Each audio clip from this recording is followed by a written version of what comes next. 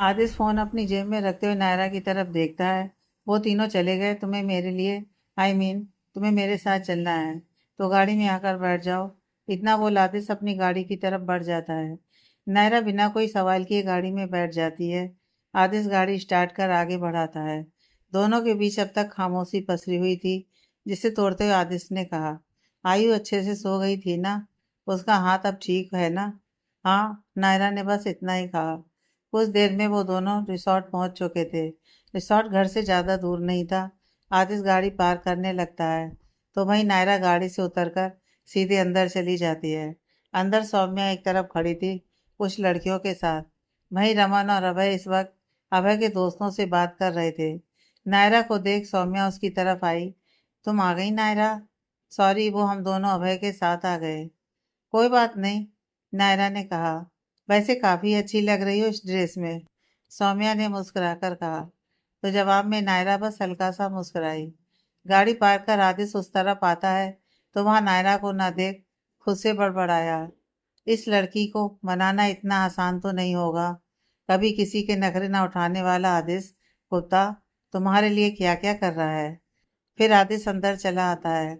वो सीधा जाकर अभय और रमन को ज्वाइन कर लेता है। रमन भी और अभय भी ड्रिंक नहीं करते थे तो दोनों सिर्फ मॉकटेल पी रहे थे, जबकि आदिश के हाथ में शराब का गिलास था। एक लड़की जो कि काफी देर से आदिश की तरफ देख रही थी, वो चेहरे पर स्माइल लिए उसकी तरफ आती है और अपना हाथ उसके सीने पर रखते हुए स्वीट सी वॉइस में बोली, हेलो मिस्टर आदिश गुप्ता।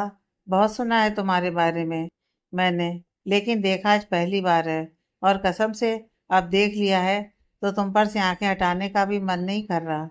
किसी से बात करती नायरा की नज़र जब आदिश पर जाती है तो उसके चेहरे की मुस्कुराहट गायब हो जाती है और चेहरे पर हल्का गुस्सा उतर आता है। वहीं आदिश मुस्कुराते हुए उस लड़की का हाथ अपने सीने से हटाता है। सॉरी मिस, बट तुम्हें अपनी नज़रें मुझसे हटानी पड़ेंगी, because I am married and father of A daughter. इतना बोल आदिश बिना उस लड़की की बात सुने वहां से चला आया, जबकि नायरा की नज़र अभी उन दोनों पर ही थी। आदिश रमन की तरफ आता है तो वो रमन उससे बोलता है, अब किसका इंतजार कर रहा है तू? पंडित जी से मुहूर्त निकलवाऊं क्या? तू कब से लड़कियों के मामले में इतना सोचने लगा है? लड़कियों के मामले में नहीं भाई, बल्कि सिर्फ नायरा के मामले में। कोई और लड़की होती तब मैं इतना नर्वस नहीं होता, लेकिन वो लड़की नायरा है, यह सोचकर मैं थोड़ा नर्वस हो गया। डर लग रहा है कहीं नायरा ने ना कह दिया तो। भाई मैं उसके बगैर नहीं रह पाऊंगा, आदिश ने बेचैन होकर कहा। ऐसा कुछ नहीं होगा, अब तू जल्दी जा छत पर, मैं किसी बहाने से नायरा को भेजता हूँ, रमन ने कहा। और फिर आदिश वहां से चला गया। रमन फिर नायरा के पास आता है और उससे बोलता है, नायरा, वो सौम्या तुम्हें रिसोर्ट की छत पर बुला रही है, शायद उसे कुछ काम है तुमसे। रिसोर्ट की छत पर? लेकिन भाभी अभी तो यहीं थी, नायरा ने हैरानी से कहा। और फिर इधर उधर वहां सौम्या सच में नहीं थी। ठीक है, मैं देखती हूँ। नायरा वहां से उस तरफ चली आई जहां से छत पर जाने का रास्ता था। वो छत पर आती है लेकिन वहां बहुत अंधेरा था। ये देख नायरा को हल्की सी घबराहट होती है और वो सौम्या का नाम पुकारती है, सौम्या भाभी, कहाँ हैं आप? सौम्या को वहां ना पाकर नायरा जैसे ही जाने को मुड़ी, तभी अचानक से पूरी छत लाइटों से जगमगा उठी। पूरी छत जगमगाते ही नायरा की आंखें चौंधिया जाती हैं। फिर वो धीरे धीरे से आंखें खोलती है तो पाती है कि सामने चारों तरफ फूलों की डेकोरेशन थी, वो भी नायरा के फेवरेट फूलों से। नायरा हैरानी से चारों तरफ देखती है लेकिन उसे कोई नजर नहीं आया। ये देख वो खुद से बोली, शायद मैं गलत जगह आ गई हूँ। और वो जाने को मुड़ी, लेकिन तभी उसके कानों में एक जानी पहचानी आवाज़ पड़ी। वो आवाज़ आदिश की थी। उसकी आवाज़ भला वो कैसे नहीं पहचानती? आदिश, बोलते हुए वो पीछे पलटी। उससे कुछ दूरी पर सामने आदिश खड़ा था, जो कि नायरा की तरफ देख हल्का सा मुस्कुराया। कुछ सोचता हूँ तेरा ख्याल आ जाता है, कुछ बोलता हूँ तेरा नाम आ जाता है। कब तक छुपा के रखूं दिल के जज्बातों को, तेरी हर अदा पर मुझे प्यार आ जाता है। नायरा वहीं खड़ी एकटक आदिश की तरफ देखने लगती है। आदिश अपनी जगह से थोड़ा आगे आया। सोचा नहीं था कि मैं भी कभी किसी लड़की से प्यार कर बैठूंगा, वो भी उस लड़की से जो कि मुझे यूं अचानक से ब्रिज पर मिली। ये दिल नहीं चाहता था तुमसे प्यार करना, लेकिन क्या करूं, हो गया। आदिश आगे आकर नायरा के आगे अपना हाथ करता है। नायरा गुस्सा थी आदिश से, लेकिन वो अपना हाथ आदिश के हाथ में रख देती है। आदिश उसका हाथ थामे उसे लेकर फूलों से बने उस हार्ट शेप के घेरे में आता है। फिर वो आदिश का हाथ अपनी जेब से कुछ निकालता है और फिर अपना एक घुटना जमीन पर टिकाए उस चमचमाते बॉक्स से एक रिंग निकाल अपनी उंगली और अंगूठे से पकड़ते हुए बोला, कभी शादी नहीं करना चाहता था मैं, और ऐसी अनएक्सपेक्टेड तो बिल्कुल भी नहीं। लेकिन तुम्हारे साथ वक्त बिताते बिताते पता नहीं कभी अनएक्सपेक्टेड मैरिज एक्सपेक्टेड हो गई, और मुझे मेरी अनएक्सपेक्टेड मैरिज मंजूर है। I love you Naira. मुझे नहीं पता था कि तुम्हारे दिल में मेरे लिए क्या फीलिंग्स हैं, लेकिन मैं तुमसे प्यार करने लगा हूँ। I love you Naira for ever and endless. तो मिसेज नायरा, क्या आप इस छोटे से वकील का ये प्रपोजल एक्सेप्ट करेंगी? आदिश अंगूठी नायरा की तरफ बढ़ाते हुए बोला। नायरा, जो कि इतनी देर से आदिश की बात सुन रही थी, वो नम आंखों से हामे गर्दन हिलाती है और अपना हाथ आदिश के आगे कर देती है। आदिश मुस्कुराते हुए अंगूठी नायरा की उंगली में पहना देता है और उसके हाथ को चूम लेता है। वो जैसे ही ऊपर उठता है, नायरा झट से उसके सीने से लग जाती है और रोते हुए बोलती है, यह सब कहने के लिए इतना इंतजार क्यों करवाया?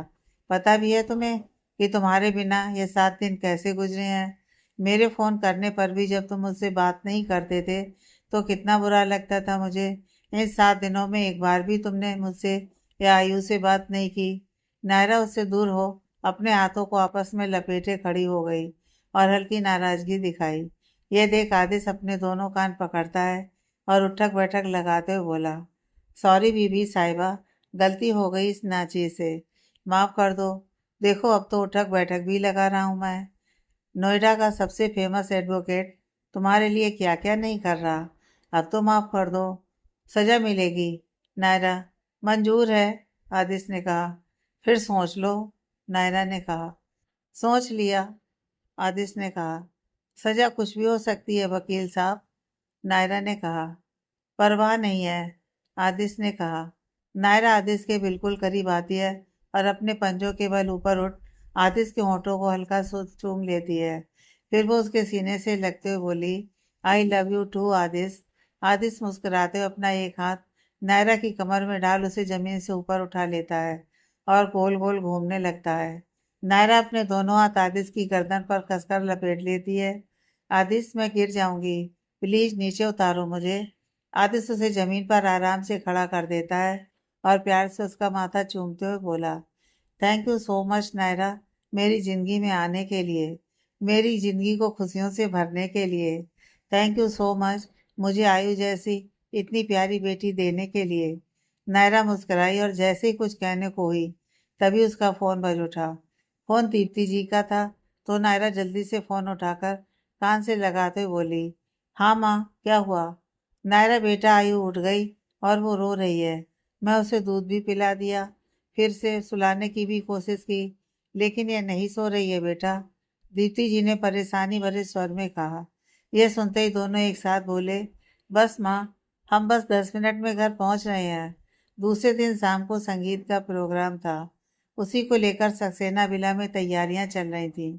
वेदिका का परिवार भी शाम तक आने वाला था, क्योंकि संगीत एक जगह ही रखने का फैसला किया गया था। दिन में मेहंदी का प्रोग्राम था, तो सभी औरतें बैठकर मेहंदी लगवा रही थीं। सारे मर्द घर के गार्डन में डेरा डाले हुए थे। कुलदीप जी, प्रेम जी और दादू तीनों एक जगह बैठे हुए बातें कर रहे थे। अभय, रमन और आदिश तीनों एक तरफ बैठे हुए थे।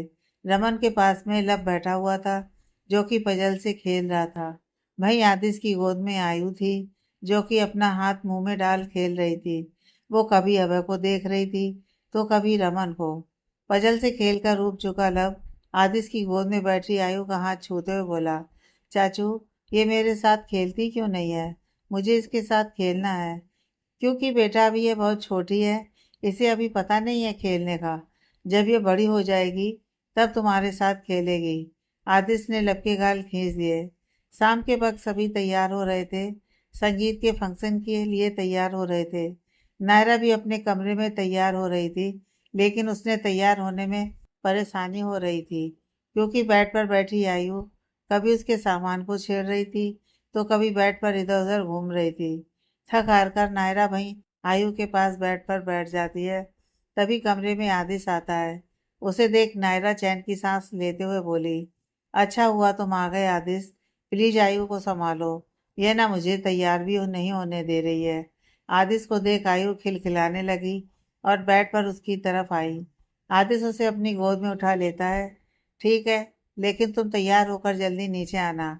वो जाने को मुड़ा, लेकिन तभी वो वापस पलटा और नायरा के पास आकर उसकी आंखों से अपनी उंगली पर काजल लेकर पहले आयु के कान के पीछे लगाता है और नायरा के कान के पीछे काजल लगाते हुए फिक्र के भाव से बोला, मैं नहीं चाहता कि मेरी बेटी और मेरी बीवी को किसी की बुरी नज़र लगे। उसकी इस हरकत पर नायरा हल्के से मुस्कुराई और अपनी उंगली पर काजल लेकर आदिश के कान के पीछे लगाते हुए बोली, मुझसे ज्यादा नजर के टीके की जरूरत तुम्हें है आदिश। देखो एक बार खुद को शीशे में। आदिश वाकई आज उस ग्रीन थ्री पीस में बहुत ही प्यारा लग रहा था। आदिश वहां से शीशे की तरफ मुड़ता है और खुद को शीशे में देखता है। कहाँ अच्छा लग रहा हूँ, क्या ठीक से देखो खुद को। नायरा उसकी तरफ आई तो आदिश उसका हाथ पकड़ उसे खुद के पास खड़ा करते हुए बोला, अब लग रहा हूँ मैं हैंडसम, है ना नायरा। नायरा के चेहरे की मुस्कुराहट गहरी हो गई। मेहमान आने शुरू हो गए थे। वेदिका और उसके मम्मी पापा आ गए थे।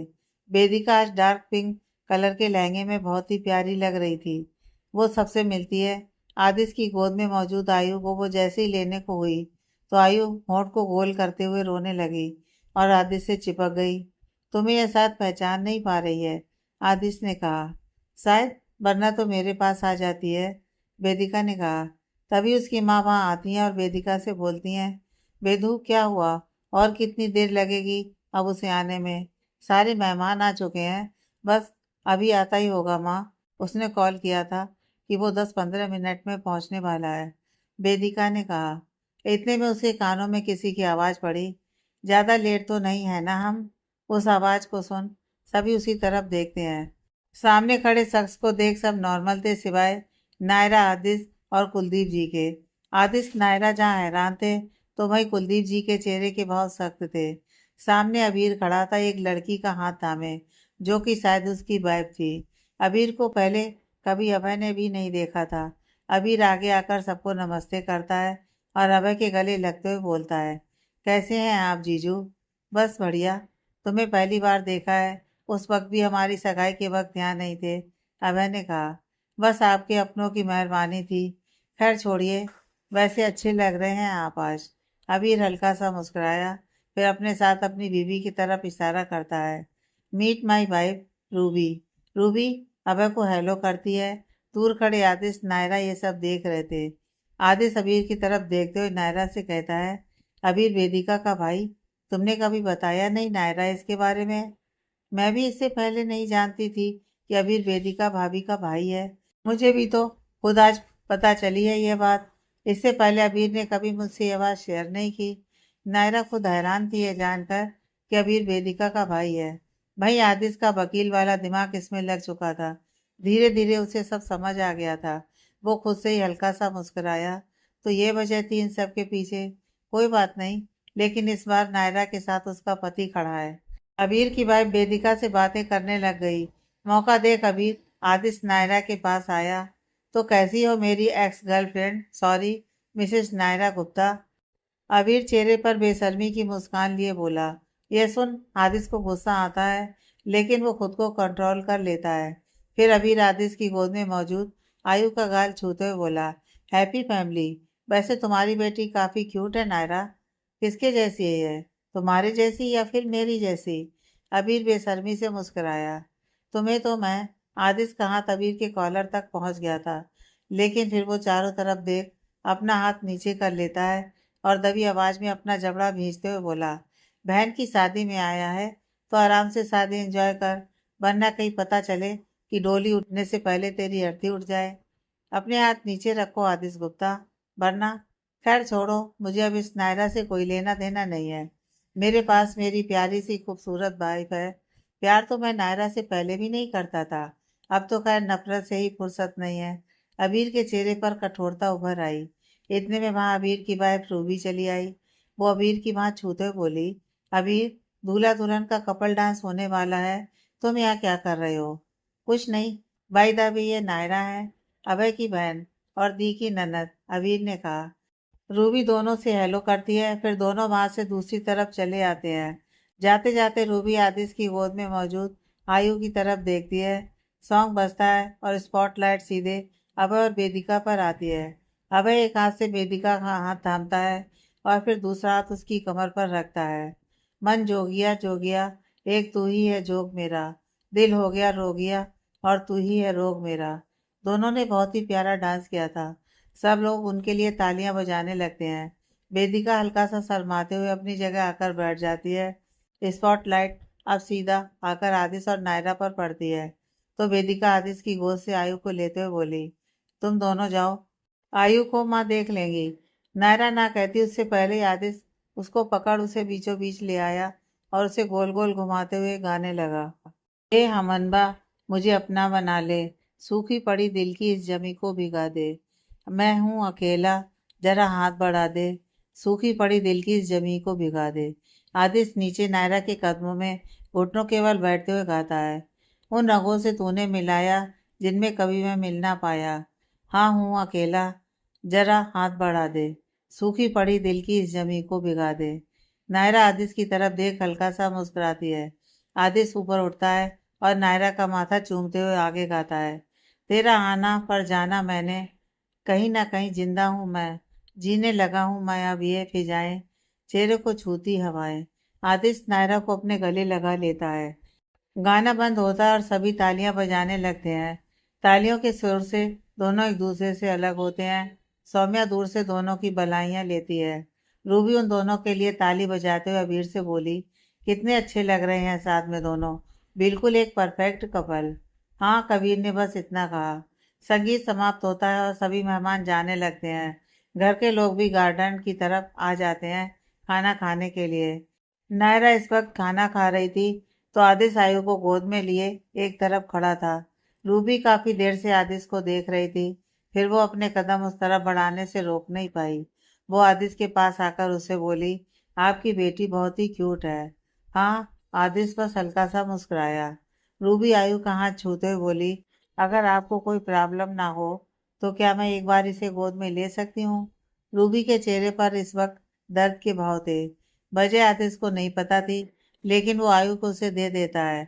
आयु को गोद में लेते ही रूबी प्यार से कभी उसका गाल चूमती तो कभी उसका हाथ। सामने खड़ा आदिश ये सब गौर से देख रहा था। कुछ देर आयु को अपने पास रख रूबी उसे वापस आदिश की गोद में दे देती है। Thank you. वैसे इसका नाम क्या है? आयरा, आदिश ने कहा। बड़ा ही प्यारा नाम है, रूबी ने मुस्कुराकर कहा। फिर वो वहां से दूसरी तरफ चली आई। उसे जाते देख आदिश मन ही मन बोला, कितनी अच्छी लड़की है ये, शायद इसे अपने पति की करतूतों के बारे में पता नहीं है। दूर खड़ा अबीर ये सब देख रहा था। जब रूबी उसके पास आती है तो वो उससे बोलता है, तुम्हें अच्छी लगी वो छोटी बच्ची? छोटे बच्चे तो अच्छे ही लगते हैं ना, वैसे वो बहुत ही क्यूट है। काश हमारा भी कोई बेबी। रूबी ने अपनी बात अधूरी छोड़ दी और उसके चेहरे पर उदासी गिर आई। अबीर जैसा भी था, लेकिन वो रूबी से बहुत प्यार करता था।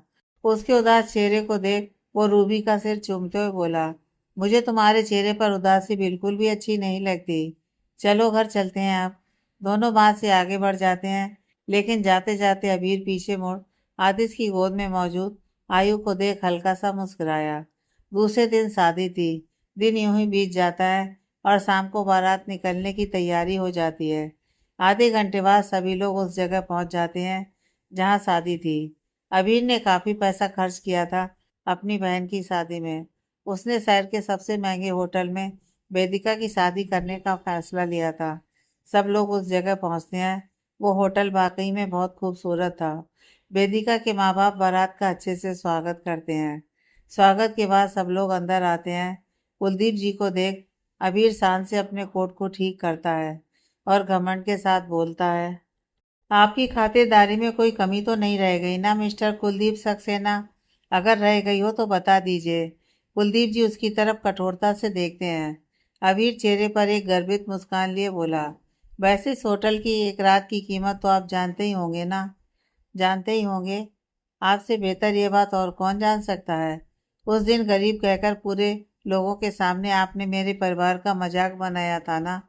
देखिए आज उसी बहन के भाई ने इस शहर के सबसे महंगे होटल में उसकी शादी की है।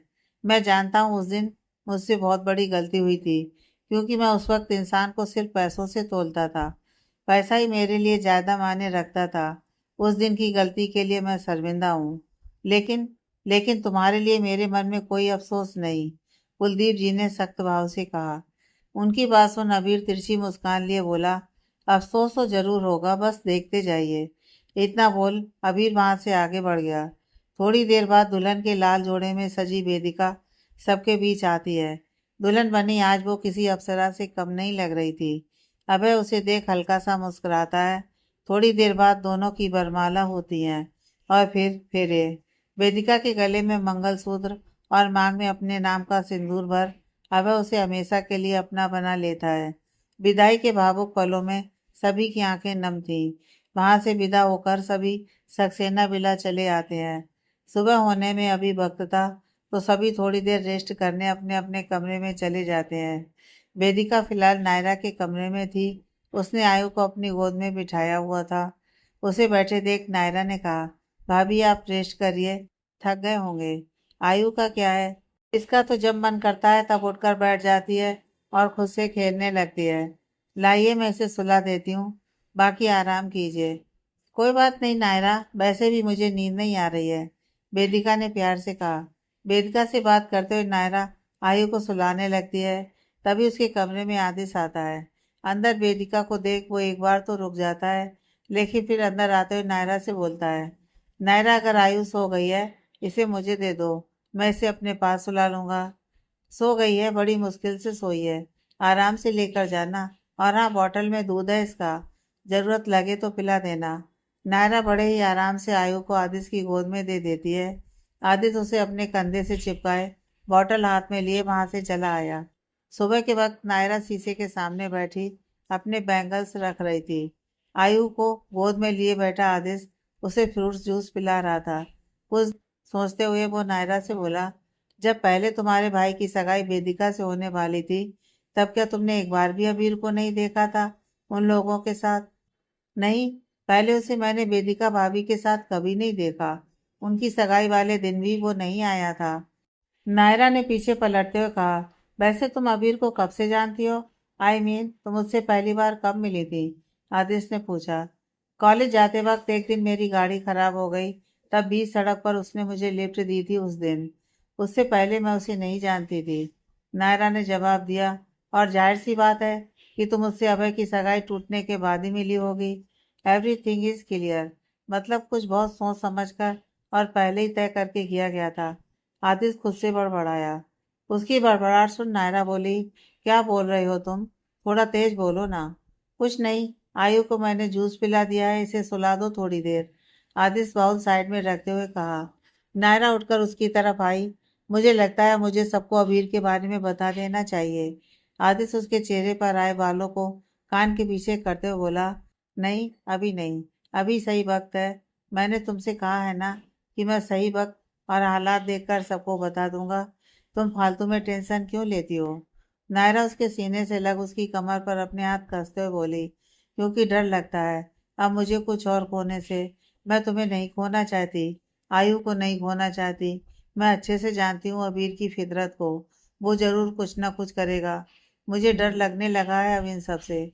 आदिश नायरा को अपनी बाहों में कसे उसका सिर चूमते हुए बोला, मेरे रहते तुम्हें टेंशन लेने की कोई जरूरत नहीं है। अब तुम्हारे साथ हर वक्त तुम्हारा पति खड़ा है। रात को रिसेप्शन पार्टी थी, मेहमान आने शुरू हो गए थे। अभय और वेदिका ने आज सेम कलर के कपड़े पहने थे। वेदिका के हाथों में पहना लाल चूड़ा और मांग में सजा सिंदूर उसे और भी खूबसूरत बना रहा था।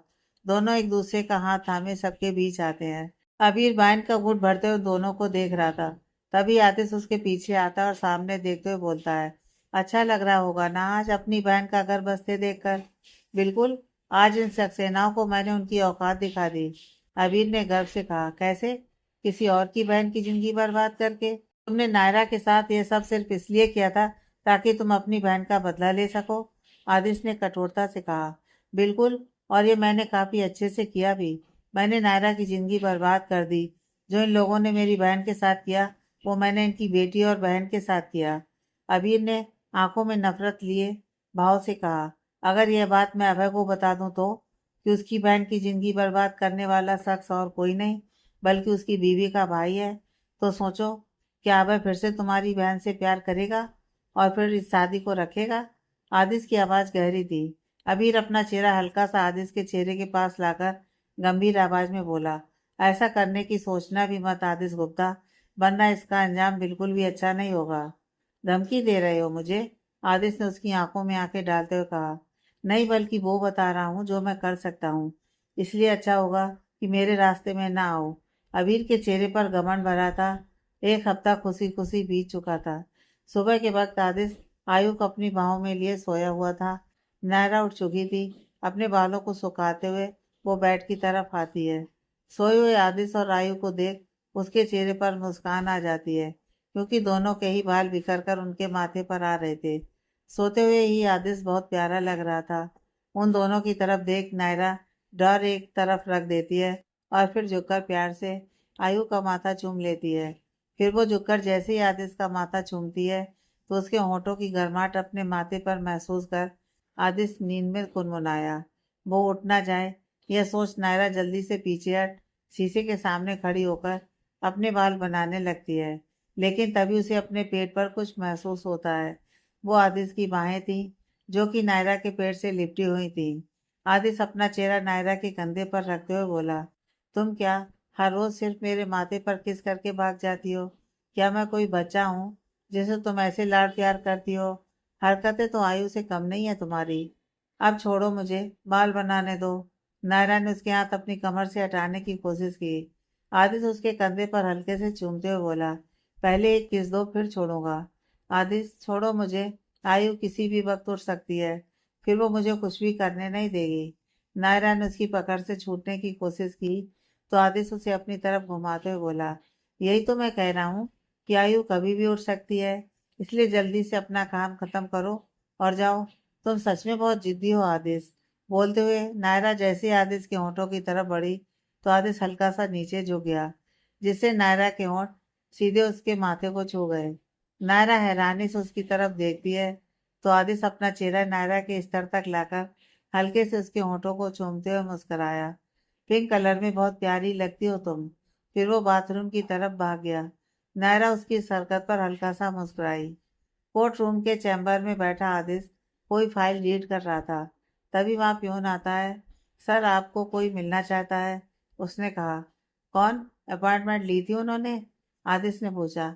नहीं सर, बोल रहे थे कि उनका नाम सुनते ही आप उन्हें अंदर आने से मना नहीं करोगे, प्यून ने कहा।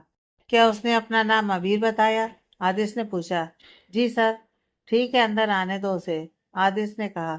थोड़ी देर बाद अबीर अंदर आता है। उसके हाथों में एक बुके था जिसे वो आदिश की डेस्क पर रखते हुए बोला, पहली बार तुमसे मिलने यहाँ आया हूँ, सोचा खाली हाथ जाऊंगा तो अच्छा नहीं लगेगा। खाली हाथ क्यों? मुझसे डिवोर्स ले जाते, क्या पता जरूरत पड़ जाए। आदिश ने उसे तिरछी नजरों से देखते हुए कहा। तभी अबीर हल्का सा हंस पड़ा। मजाक अच्छा कर लेते हो तुम, लेकिन मजाक हमेशा सोच समझ कर करना चाहिए। अचानक से उसके चेहरे के भाव गंभीर हो गए।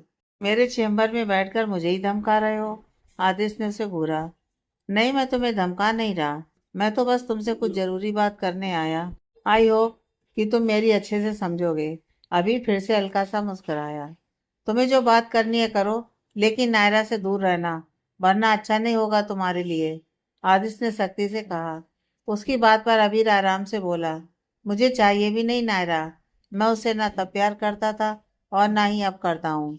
वो बस एक मोहरा थी मेरे लिए, मुझे उससे कोई मतलब नहीं है। सो डोंट वरी, मैं तुमसे तुम्हारी नायरा को नहीं छीनने वाला, लेकिन हाँ जो मेरा है वो तुम्हें मुझे वापस करना होगा। क्या कहना चाहते हो तुम? आदिश ने उलझन भरे भाव से कहा। अबीर एक गहरी सांस छोड़ते हुए बोला, मुझे मेरी बेटी चाहिए। यह सुनते ही आदिश के चेहरे के भाव कठोर हो गए और वो टेबल पर जोर से अपने दोनों हाथ रखते हुए अबीर की तरफ झुका। कौन सी बेटी? आयु से तुम्हारा कोई लेना देना नहीं है, वो मेरी बेटी है, आयरा आदिश गुप्ता। सिर्फ तुम्हारे कहने से वो तुम्हारी बेटी नहीं हो जाएगी। उसका बायोलॉजिकल फादर मैं हूँ। वो मेरी और नायरा की औलाद है। इस नाते मेरा पूरा हक बनता है उस पर। और वैसे तुम्हें उस बच्ची से इतना लगाव नहीं होना चाहिए। वो कौन सी तुम्हारी अपनी बेटी है? इसलिए कह रहा हूँ, समझदारी से काम लो और मुझे आयरा को दे दो। फिर नायरा के साथ अपना बच्चा पैदा करो। अबीर ने बिल्कुल नॉर्मल होकर कहा। तुम क्यों नहीं कर लेते ये काम? या फिर दूसरों की खुशियों से जलने की आदत है तुम्हारी? आदिश ने गुस्से से कहा। नहीं कर सकता, क्योंकि मेरी वाइफ कभी माँ नहीं बन सकती। वो प्रेग्नेंट थी, तब एक एक्सीडेंट की वजह से उसका मिसकैरेज हो गया था। डॉक्टर ने बताया कि अब उस एक्सीडेंट के बाद अब वो कभी माँ नहीं बन सकती। शादी में उसका आयरा को देखना और उसे प्यार करना मुझसे देखा नहीं गया। शादी के बाद से ही वो बहुत अपसेट है, और मैं अपनी वाइफ को अपसेट बिल्कुल नहीं देख सकता। रूबी को आयरा पसंद है, इसलिए मुझे आयरा चाहिए, अबीर ने कहा। मेरी बेटी कोई रहा पड़ा सामान नहीं जो मैं उसे किसी को भी दे दूं। अगर इतना शौक है तुम्हें बच्चे का, तो किसी अनाथ बच्चे का भला कर दो, क्योंकि अब जितनी बददुआ तुमने ली, क्या पता उनका पाप थोड़ा कम हो जाए। अच्छा होगा कि तुम अब यहाँ से बिना और बकवास किए चुपचाप चले जाओ, वरना मुझे गार्ड को बुलाकर तुम्हें धक्के मारकर बाहर फेंकवाना पड़ेगा। आदिश ने अपनी जलती निगाहों से उसे घूरा। मैंने तुम्हें मौका दिया था, बात को समझ जाओगे, वरना। अबीर, वरना क्या?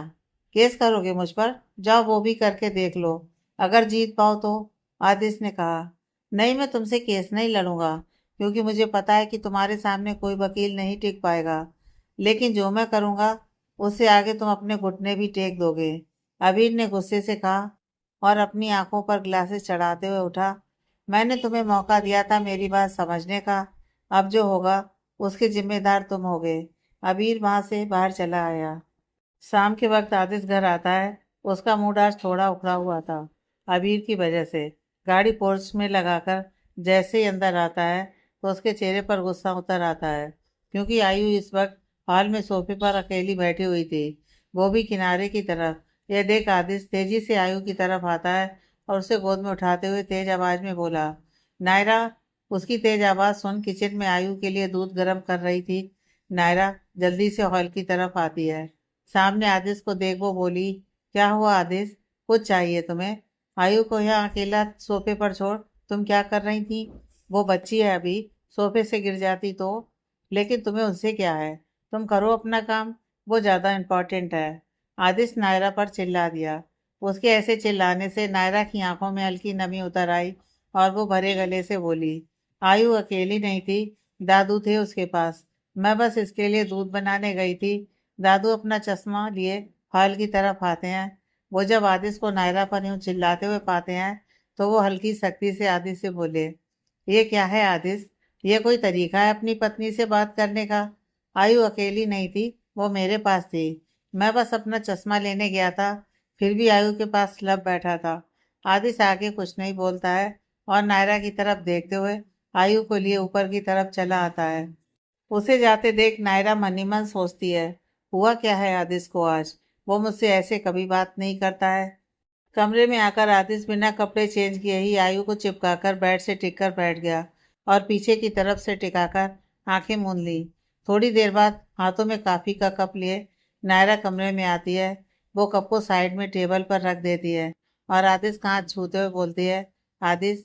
उसकी छुअन से आतिश तुरंत ही अपनी आंखें खोल लेता है, और सामने बैठी नायरा की तरफ देखता है। आतिश, क्या हुआ?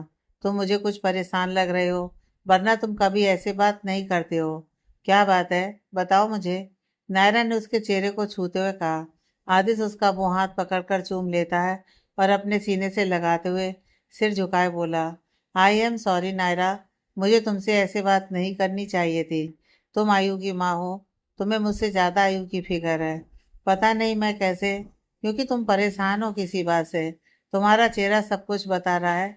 आदिश, ऐसी क्या बात है, बताओ मुझे। नायरा ने उसकी आंखों में देखकर कहा।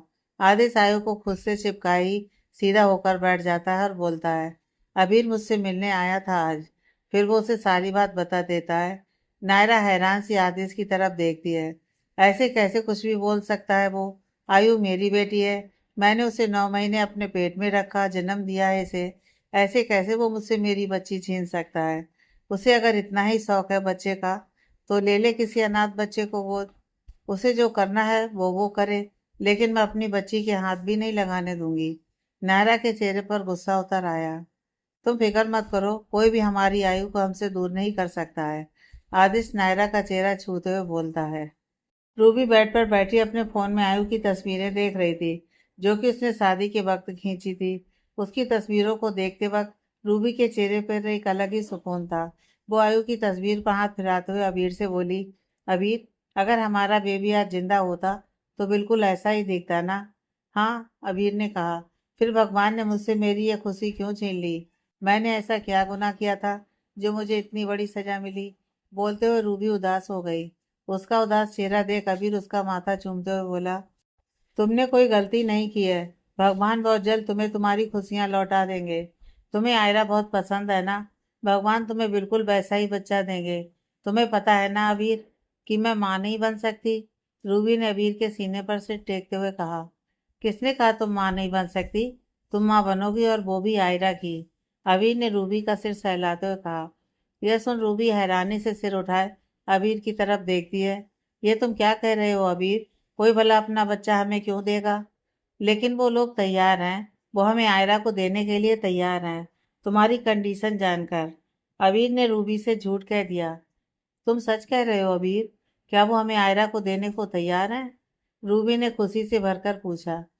अबीर रूबी के होंठों को हल्के से चूमते हुए बोला, यह बिल्कुल सच है। अगले दिन दोपहर का वक्त था, जब गुप्ता विला में कोई पार्सल वाला आता है। घर में काम करने वाला एक आदमी उससे जाकर पूछता है, जी कहिए, पार्सल देना था एक। क्या नायरा सक्सेना यहीं रहती हैं? पार्सल वाले ने कहा, जी मैं अभी उनको बुलाकर लाता हूँ। वो नौकर अंदर की तरफ आता है। नायरा आकर उससे पार्सल लेते हुए बोली, किसने भेजा है ये? पता नहीं मैडम कौन थे, बस आपको देने को कहा, पार्सल वाले ने कहा, और नायरा के साइन लेकर वहां से चला आया। अंदर आकर नायरा उस पार्सल को हॉल में रखी सेंटर टेबल पर रखते हुए बोली, पता नहीं किसने भेजा है, बाद में देखूंगी। पहले आयु के लिए दूध गर्म कर लेती हूँ। नायरा वहां से चली गई। कुछ देर बाद ही वहां खेलते हुए लब आता है। उसकी नज़र पार्सल के बॉक्स पर पड़ती है, तो वो उसे खिलौना समझकर उठा लेता है और खेलने लगता है। उसने पार्सल को खोल दिया था। कुछ देर बाद सौम्या जब हॉल की तरफ आती है, तो हॉल में उड़ती हुई कुछ तस्वीरों को देख वो लब को डांटती है। ये क्या फैला दिया तुमने लब? बहुत शैतानी करने लगे हो तुम आजकल। बोलते हुए वो जैसे ही लब के पास आती है, तो उसके हाथ में मौजूद तस्वीर को देख उसकी आंखें फटी की फटी रह जाती हैं। पूरा गुप्ता परिवार और पूरा सक्सेना परिवार इस वक्त गुप्ता विला में मौजूद था। सबके चेहरे पर इस वक्त गंभीर भाव थे। नायरा एक तरफ सिर झुकाए खड़ी थी, उसकी आंखों में आंसू थे। टेबल पर नायरा और अबीर की कुछ तस्वीरें रखी हुई थी, जो कि सही एंगल से नहीं ली गई थी। उन तस्वीरों को देख कुलदीप जी का सिर झुक गया था। उनकी गुस्से से लाल आंखें नायरा को घूर रही थीं। वो गुस्से से नायरा की तरफ बढ़ते हैं, और जैसे उस पर हाथ उठाने वाले होते हैं, उससे पहले आदित्य नायरा के आगे आ जाता है और कुलदीप जी की तरफ देखता है।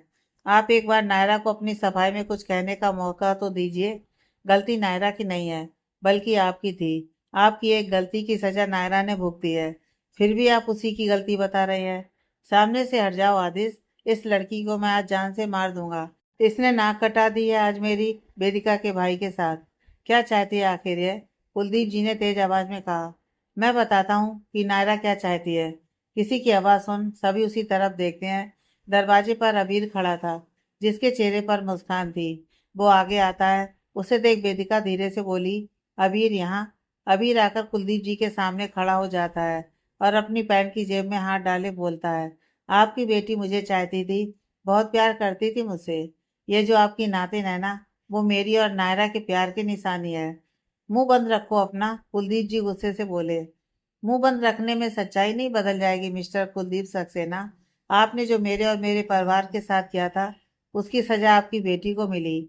मैंने उसे अपने प्यार के झांसे में फंसाकर बीच में छोड़ दिया, ताकि वो सुसाइड करने पर मजबूर हो जाए। अबीर ने जबड़ा भींचते हुए कहा।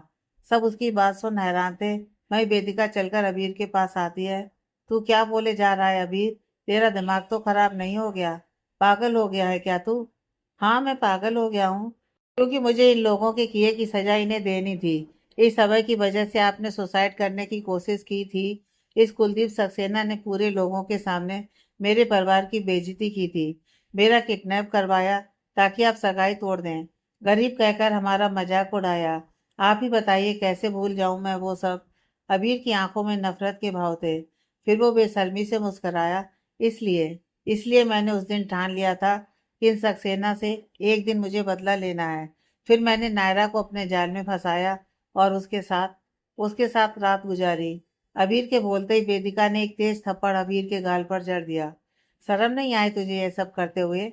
नायरा भी किसी की बहन थी। मुझे तो शर्म आ रही है तुझे अपना भाई कहते हुए। काफी देर से शांत खड़ा वह गुस्से से अबीर की तरफ बढ़ता है और एक तेज मुक्का उसके गाल पर जड़ते हुए चीखा।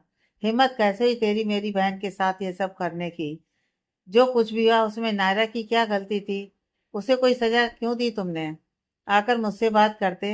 अभय ने उसकी कॉलर कसकर पकड़ ली। अबीर अपनी कॉलर से अभय के हाथ झटकते हुए बोला, अगर तुमसे बदला लेता तो इतना मजा कहाँ आता मुझे।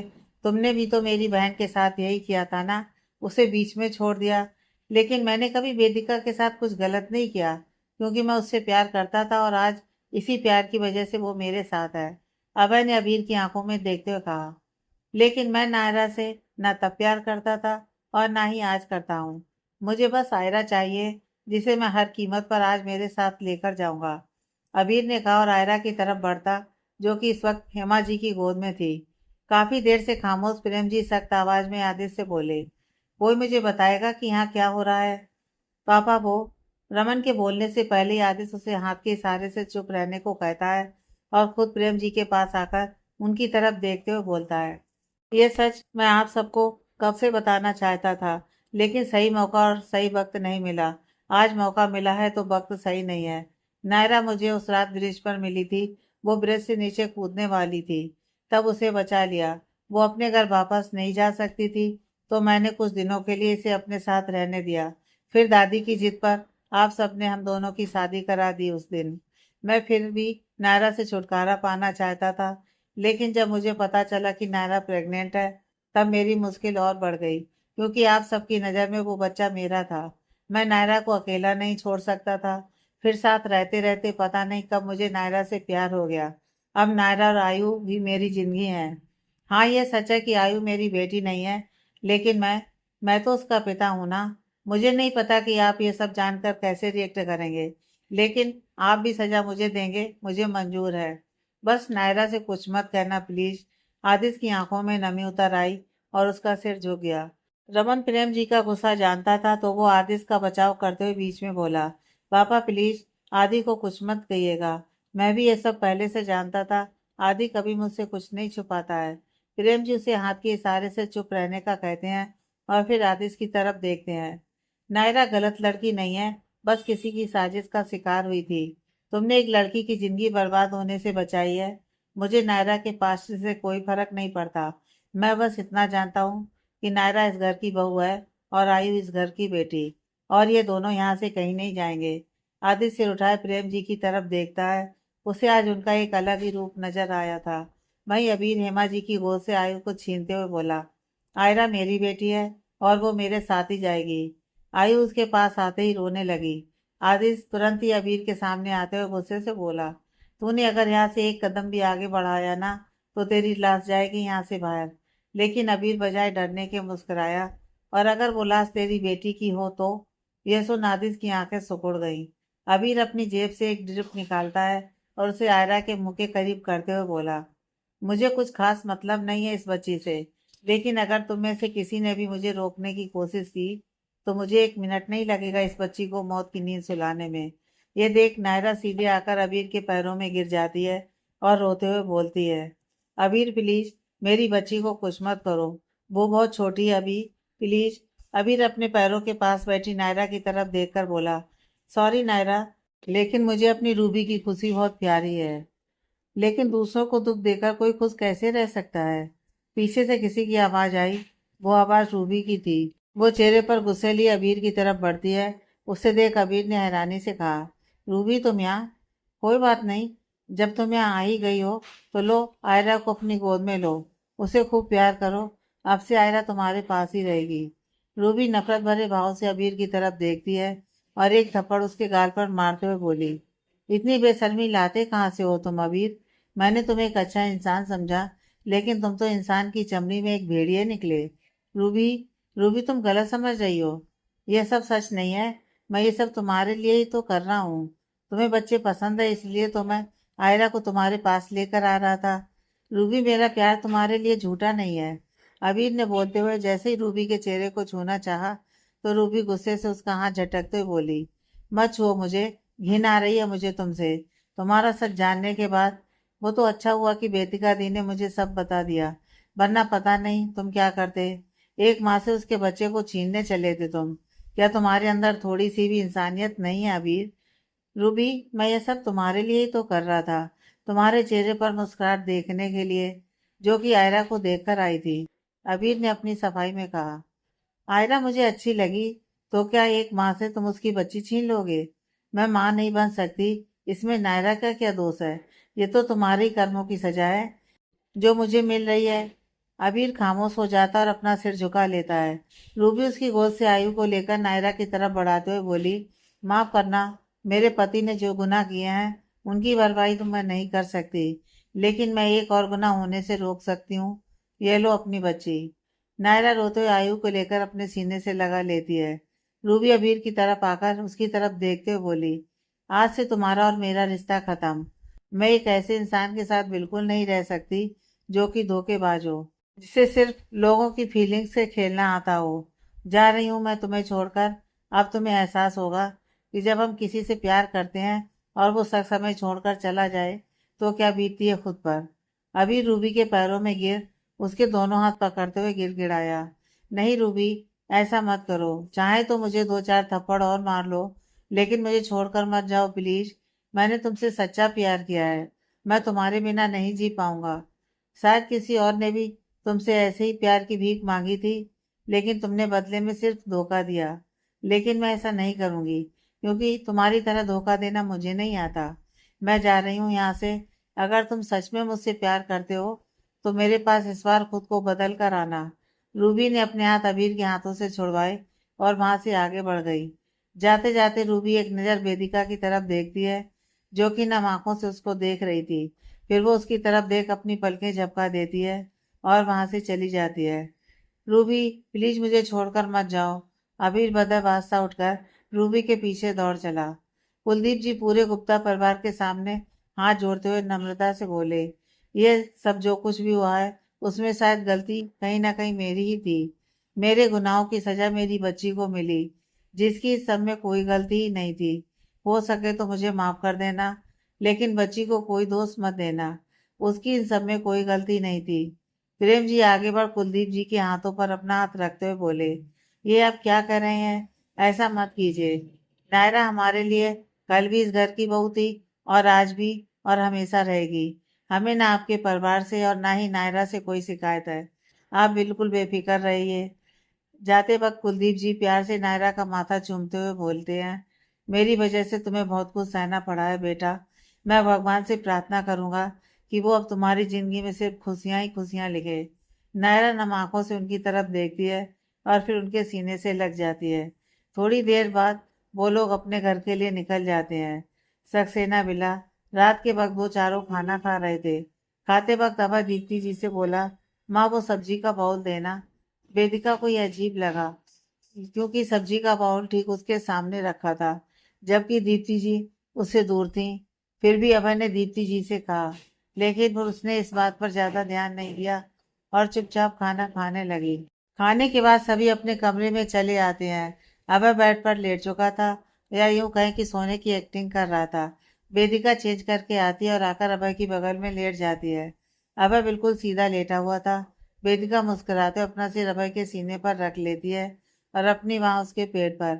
अभय कुछ देर तो ऐसे ही लेटा रहा था, लेकिन फिर उसने करवट बदल ली और वेदिका की तरफ पीट करके सो गया। वेदिका को ये सब बुरा लगा, लेकिन वक्त देखते हुए वो चुपचाप सो गई।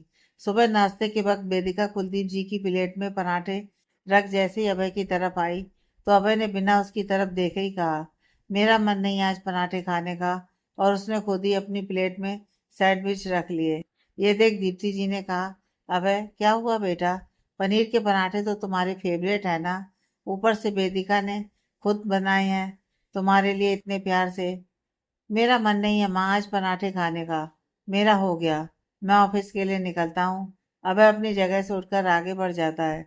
वेदिका जल्दी से उसका टिफिन पैक कर बाहर आती है, लेकिन तब तक अभय की गाड़ी वहां से जा चुकी थी। ये पहली बार था जब अभय ने वेदिका के हाथों से टिफिन ना लिया हो और उसके हाथों से बना खाना ना खाया हो। एक हफ्ता गुजर चुका था, लेकिन अभय का रवैया वैसा ही था।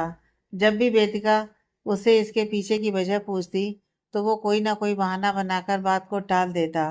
आज संडे था तो अभय घर पर ही था। वो कमरे में बैठा लैपटॉप पर कुछ काम कर रहा था। तभी वेदिका कमरे में आती है उसके लिए कॉफ़ी लेकर। वो कॉफ़ी का कप चुपचाप टेबल पर रख देती है, लेकिन वो वहां से जाती नहीं है, क्योंकि आज उसने सोच लिया था कि वो अभय के ऐसे रवैये के पीछे की वजह जानकर रहेगी। वो कुछ देर वहीं खड़ी रही और फिर बोली, अभय मुझे तुमसे कुछ बात करनी है। मैं फिलहाल बिजी हूँ, बाद में बात करते हैं। अभय ने बोलते वक्त उसकी तरफ देखा भी नहीं। यह देख वेदिका नाराजगी से बोली, अबे आखिर प्रॉब्लम क्या है? तुम क्यों ऐसा कर रहे हो? तुम ऐसे नहीं थे। मुझसे कोई गलती हुई है क्या? अगर ऐसा है तो प्लीज बताओ मुझे, लेकिन यूँ खामोश मत रहो। तुम्हारी खामोशी चुभती है मुझे। ऐसी कोई बात नहीं है। तुमसे कोई गलती नहीं हुई है। मैं बस काम के प्रेशर की वजह से डिस्टर्ब हूँ। Please leave me alone. Abhay ने इस बार भी वेदिका की तरफ नहीं देखा। ये देख वेदिका को गुस्सा आ गया और उसने गुस्से में अभय की गोद में रखा लैपटॉप उठाकर फेंक दिया। तो फिर बात क्या है? आखिर वजह बताओ मुझे। वेदिका की सरकत ने अभय को गुस्सा दिला दिया, तो वो अपना हाथ हवा में उठाते हुए चीखा, वेदिका। वेदिका सहमकर थोड़ी पीछे हो जाती है और आंखों में आंसू लिए अभय की तरफ देखती है। रुक क्यों गए? उठाओ ना मुझ पर हाथ। कम से कम तुम्हारे अंदर जो गुस्सा है वो बाहर तो आएगा ना। अभय अपना हाथ जोर से नीचे झटक लेता है। थक गई हूँ मैं तुम्हारे रवैया बर्दाश्त करते हुए। आखिर ऐसी क्या गलती हो गई है मुझसे जो तुम मुझसे सीधे मुंह बात तक नहीं करते? बीते एक हफ्ते में एक दिन भी तुमने मुझसे ठीक से बात तक नहीं की। मेरा बनाया खाना तक नहीं खाया। रात को घर देर से आते हो और मेरे कमरे में आने से पहले ही सो जाते हो, ताकि मुझसे कोई बात ना करनी पड़े। क्यों कर रहे हो अब ऐसा? आखिर क्यों?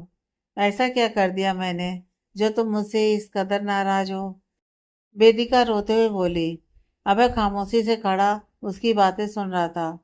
उसे कुछ न बोलते देख वेदिका उसकी शर्ट की कॉलर को अपने दोनों हाथों में कसते हुए बोली, प्लीज कुछ तो बोलो अभय। तुम्हारी खामोशी चुभती है मुझे। पिछले एक हफ्ते से अंदर ही अंदर घुट रही हूँ मैं सब कुछ बर्दाश्त कर सकती हूँ, लेकिन तुम्हारी नाराजगी नहीं। प्लीज कुछ तो बोलो। इससे आगे वेदिका की सांसें अटक गईं और वो निढाल होकर अभय की बाहों में झूल गई। वेदिका इस वक्त हॉस्पिटल में थी। हॉस्पिटल के कॉरिडोर में दीप्ति जी और कुलदीप जी परेशान से बैठे थे। वहीं अभय की बेचैन नजरें वार्ड के दरवाजे पर थी। कुछ देर बाद डॉक्टर बाहर आती है। वो उन तीनों की तरफ देखकर मुस्कुराते हुए बोली, कांग्रेचुलेशंस, पेशेंट मां बनने वाली है। ये सुनते ही तीनों के चेहरे खेल उठते हैं। दीप्ति जी भगवान को हाथ जोड़ते हुए डॉक्टर से पूछती हैं, वेदिका ठीक तो है ना डॉक्टर जी? वो बिल्कुल ठीक है। बस उनका ब्लड प्रेशर थोड़ा लो है। फिलहाल उनको देखकर लगा कि जैसे वो किसी बात से परेशान है। प्लीज उनका ख्याल रखिए। प्रेगनेंसी में इतना स्ट्रेस अच्छा नहीं है उनके लिए, डॉक्टर ने कहा। जी डॉक्टर, हम ख्याल रखेंगे इस बात का, दीप्ति जी ने कहा। फिर डॉक्टर वहां से चली गई। कुलदीप जी और दीप्ति जी अंदर वेदिका के पास जाते हैं। अबे बाहर ही था। उसकी अंदर जाने की हिम्मत नहीं हुई। कुछ देर बाद वो दोनों बाहर आते हैं और बाहर आकर दीप्ति जी अभय का कंधा छूते हुए बोली, अभय बेटा, वेदिका को संभाल कर और ध्यान से नीचे लेकर आना। हम दोनों तुम्हारा गाड़ी में इंतजार कर रहे हैं। अभय उनकी तरफ देखकर अपनी पलकें झपका देता है। उनके जाने के बाद वो हिम्मत कर बाट का दरवाजा खोलता है और अंदर आता है। वेदिका इस वक्त बेड पर बैठी हुई थी। अभय को देख वो अपनी नजरें घुमा लेती है। हाँ, वो अभय से नाराज थी और उसकी यह नाराजगी जायज भी थी। अभय वेदिका के पास आता है और झट से उसके गले लगते हुए भरे गले से बोला, I am sorry Vedika, I am sorry. तुम्हारा दिल दुखाने के लिए, तुमसे ऐसे बात करने के लिए, तुम्हें ऐसे इग्नोर करने के लिए सॉरी। तुम हमेशा अच्छी थी और अब भी हो, लेकिन शायद मैं ना तब तुम्हारे लायक था और ना ही अब हूँ। मैं वो गलती करने जा रहा था जिसकी कोई वजह नहीं थी। मुझे माफ कर दो वेदिका, मैंने तुम्हारा दिल दुखाया है, वो भी इस हालत में जब तुम माँ बनने वाली हो। वेदिका अभय से दूर होकर उसकी तरफ देखती है। क्या तुम अबीर की वजह से ऐसा बिहेव कर रहे थे मेरे साथ? अभय कोई जवाब नहीं देता है और उसका सिर झुक जाता है। उसका झुका सिर देख वेदिका बोली, तो तुम्हें लगता है अबीर ने नायरा के साथ जो भी किया उन सब में मैं जिम्मेदार थी, इसलिए तुम मुझसे दूरी बना रहे थे? अभय वेदिका के दोनों हाथ अपने हाथ में लेते हुए बोला, नहीं, और मैं ऐसा कभी नहीं सोचूंगा। मेरे लिए सिर्फ तुम मायने रखती हो और कुछ नहीं। और अब हमारा बच्चा। अभय अपना हाथ वेदिका के पेट पर रखते हुए बोला, तुम कुछ भी ज्यादा मत सोचो और ना ही किसी बात का स्ट्रेस लो, क्योंकि स्ट्रेस ना ही तुम्हारे लिए और ना ही बेबी के लिए अच्छा है। और मुझे तुम दोनों बिल्कुल ठीक चाहिए। अभय वेदिका का माथा चूम लेता है। वेदिका मुस्कुराते हुए अभय के सीने से लग जाती है। हम पेरेंट्स बनने वाले हैं अभय, तुम खुश हो ना? अभय वेदिका को बाहों में भरे प्यार से उसका सिर चूमते हुए बोला, बहुत, बहुत ज्यादा, इतना कि मैं शायद बोल ही ना पाऊं। तुम्हारे साथ एक छोटा सा परिवार चाहा था मैंने, और आज वो सपना भी पूरा होने वाला है। थैंक यू वेदिका, मुझे यह खुशी देने के लिए। दोनों अपने आने वाले बच्चे के बारे में सोचने लगते हैं। आज आयु का तीसरा जन्मदिन था। आज वो 3 साल की होने वाली थी। आदिश इस वक्त कंधे और कान से फोन लगाए किसी से बात करते हुए अपनी शर्ट की बाजू फोल्ड कर रहा था। कमरे में मौजूद आयु आदिश को देखकर ठीक वैसा ही कर रही थी। शर्ट की बाजू फोल्ड कर आदिश फोन कान से लगाए कमरे में यहाँ से वहां घूम रहा था। आयु भी अपना हाथ कान से लगाए आदिश के पीछे पीछे घूम रही थी और कुछ बोल रही थी। आयु का ब्रेकफास्ट लेकर नायरा जब कमरे में आती है तो आयु को आदिश के पीछे पीछे घूमता उसके चेहरे पर हल्की सी मुस्कुराहट आ जाती है। नायरा बाउल टेबल पर रख आदिश की तरफ देख उसे कुछ इशारा करती है। उसका इशारा पाकर आदिश जब अपने पीछे पलटता है तो पाता है कि आयु कान से हाथ लगाए उसकी तरफ देखकर मुस्कुरा रही थी।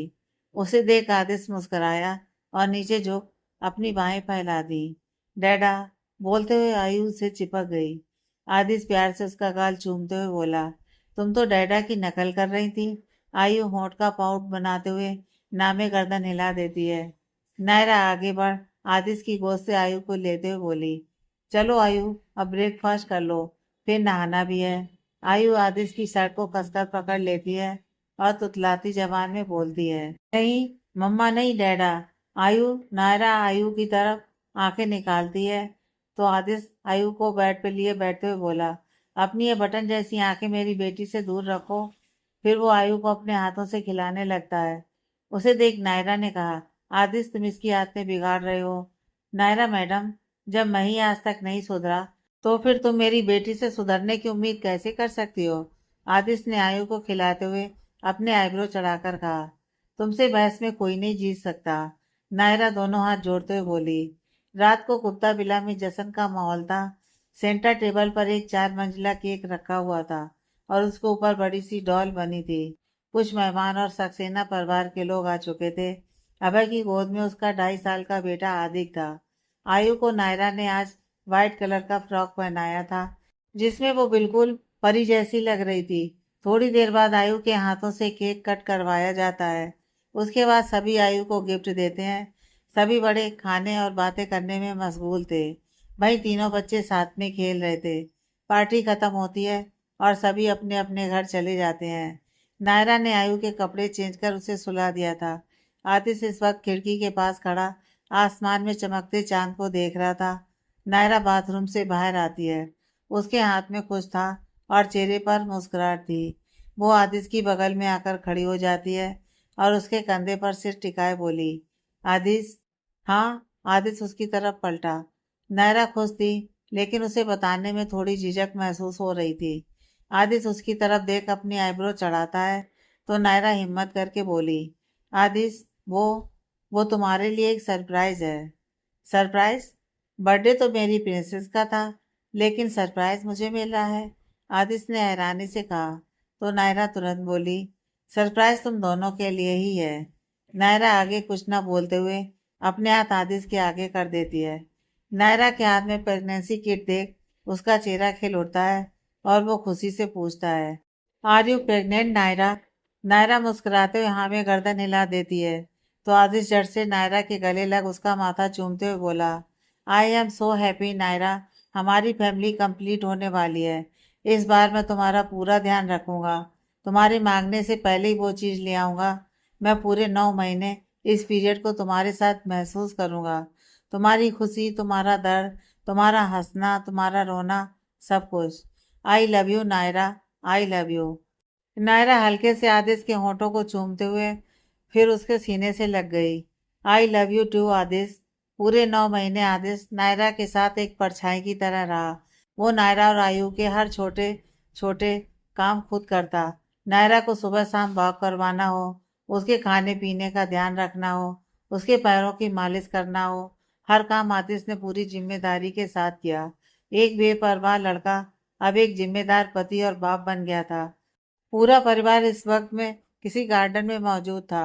सामने खाली जगह पर आदिश, रमन और अभय तीनों अपने अपने बच्चों को हॉर्स राइडिंग सिखा रहे थे। नायरा 6 महीने के अभित को अपने आंचल से लगाए दूध पिला रही थी। अभित देखने में पूरा आदिश की कॉपी था। दूध पिलाते वक्त नायरा मुस्कुराते हुए उसका सिर सहला रही थी। घोड़ा दौड़ते हुए जब नायरा के करीब से गुजरता है तो आदिश नायरा की तरफ देख उसे एक फ्लाइंग किस देता है। उसे देख उसके आगे बैठी आयु भी वैसा ही करती है। यह देख नायरा के होठों पर मुस्कुराहट आ जाती है। उसे अब भगवान से कुछ नहीं चाहिए था, उसके पास अब सब कुछ था। उसका पूरा परिवार, आदिश जैसा पति जो उसे इतना प्यार करता है, आयरा जैसी बेटी जो खुद उसकी परछाई थी, अभी जैसा बेटा। उसका परिवार अब पूरा था। दी एंड।